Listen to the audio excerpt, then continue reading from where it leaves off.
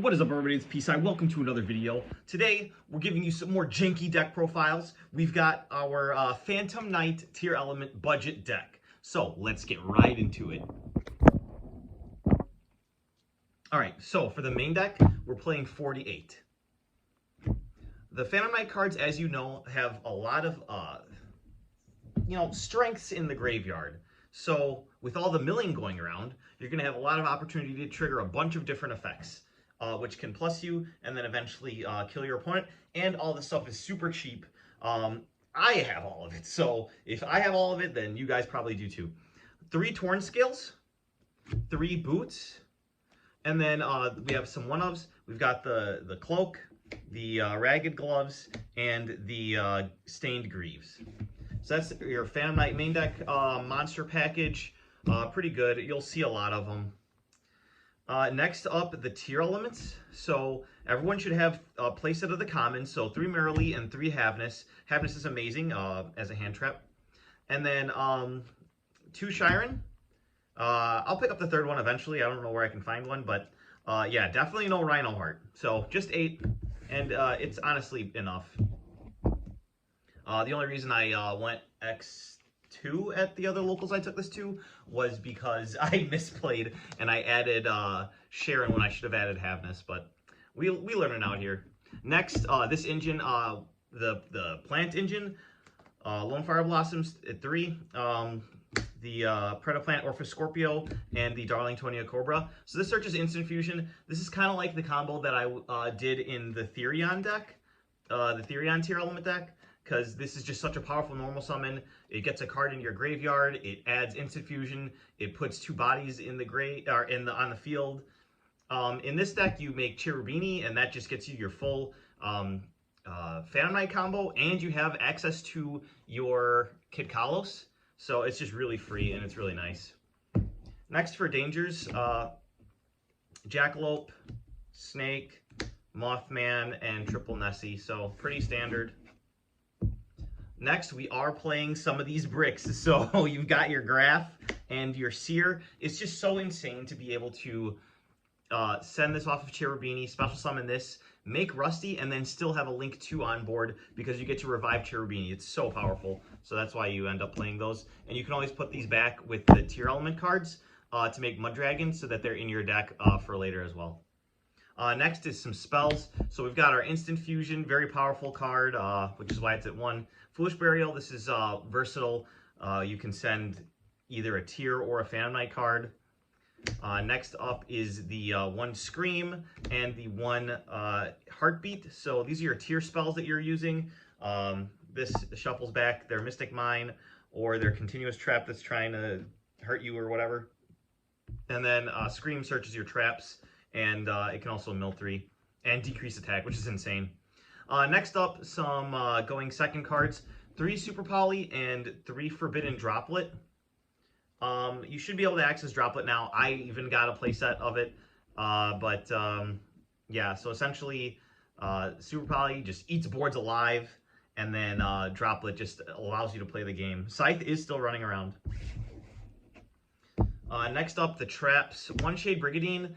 I tested without this, and then I tested with it, and it's just nice to have more cards that you can search in your deck, which is why we're actually playing such a high card count.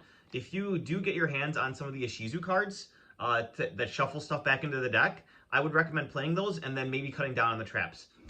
We also like to reborn our Break Sword to Rusty's Zone to pop on our opponent's turn, and it's nice to have another name besides Fogblade, which we do play at 3.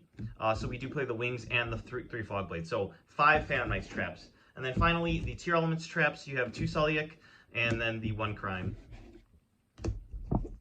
And this deck is really fun. Like, it's just so powerful.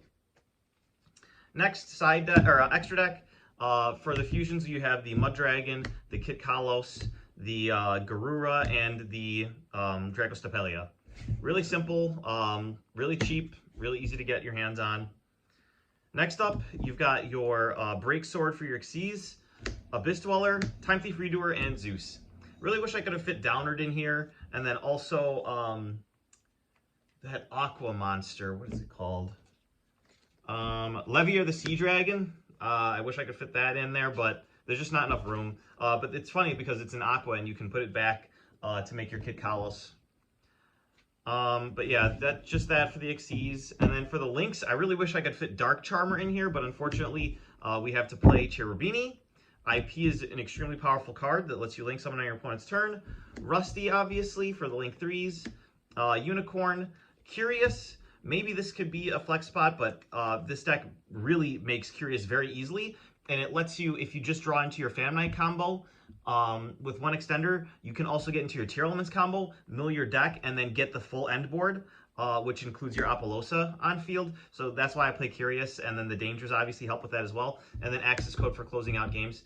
The suite of the extra deck was very, very powerful during the tournament. So I did test this for you guys. Next, the side deck. So a lot of people play Gaga Cowboy in this slot.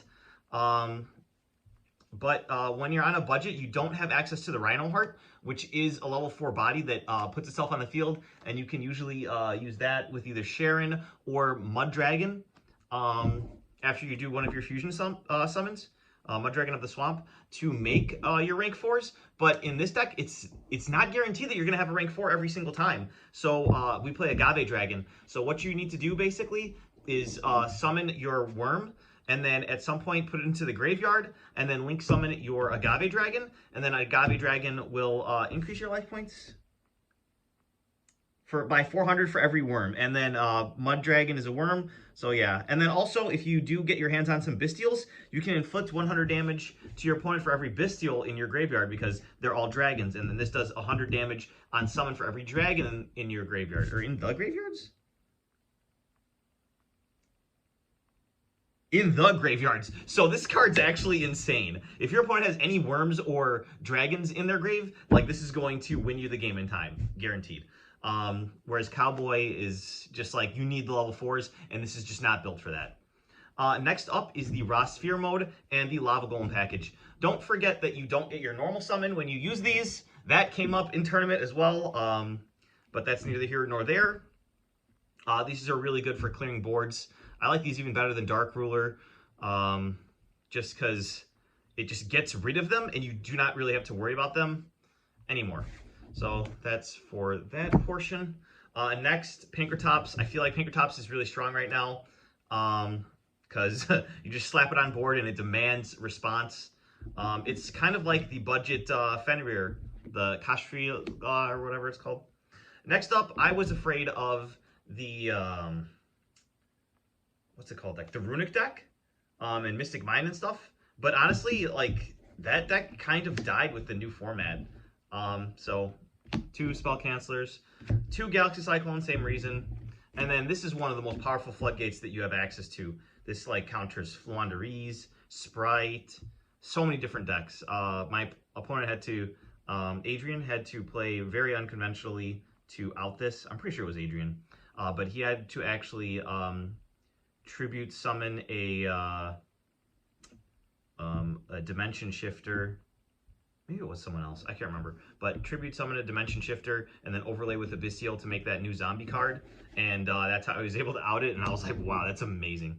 But anyway, that's the deck profile. Hopefully you guys enjoyed. Subscribe for more crazy deck profiles. And we'll see you guys in the next one. Bye-bye.